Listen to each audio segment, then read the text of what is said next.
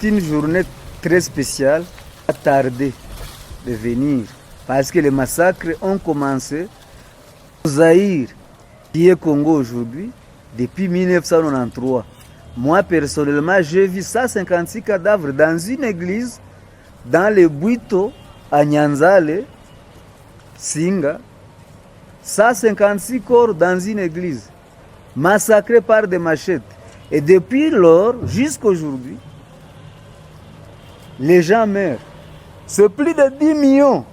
Quand on dit 10 millions, moi je pense que c'est plus de 10 millions. Et il n'y a pas eu un génocide au monde comme celui des Congolais. D'abord, cela fait suite à la faillite de l'État zaïrois, dirigé par Mobutu, quand il venait de confisquer les entreprises des étrangers, dans une blague qu'il a appelée zaïrianisation, des entreprises confiées à ses amis, dont d'ailleurs mon père, n'avait aucune expérience de gestion d'une entreprise. Ces entreprises sont tombées en faillite, une à une, et dans moins de 3 ans, toutes ces entreprises étaient mortes.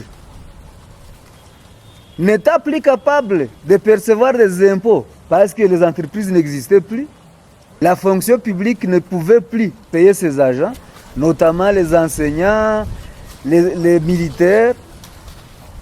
Et il y a eu faillite de l'État. Les services de l'État n'ont plus fonctionné.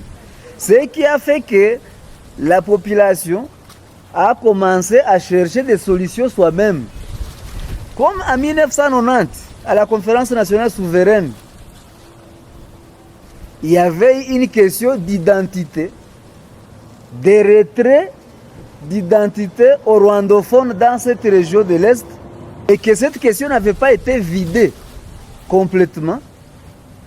Il y a eu création des premières milices en 1992, des milices nommées Bushenge Hunde, Chahanda, Magrivi, Ngilima.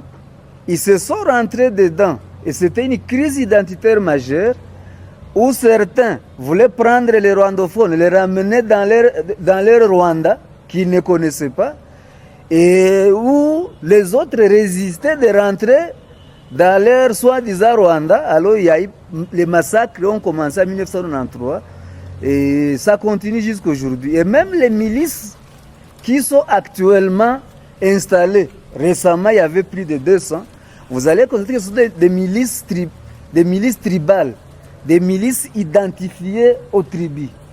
Et ça a commencé depuis 1990 jusqu'à aujourd'hui. Alors il faut dire que cette journée constitue un autre soulagement aux victimes de ces massacres qui se sont passés à RDC. D'abord, pourquoi il faut préciser les choses? Génocide ou massacre à masse? Parce que quand on dit génocide, il faut qu'il y ait eu des personnes identifiées comme tueurs et qu'il y ait eu des personnes identifiées comme victimes, mais aussi que ces victimes aient été tuées parce qu'ils sont de telle race ou de telle tribu ou de telle ethnie. À ce que je sache, toute la communauté de l'Est du Congo a été touchée. Il n'y a aucune tribu qui a été épargnée. Alors, génocide, moi je ne sais pas me prononcer par rapport aux terminologies. Moi je pense que c'est plus que le génocide.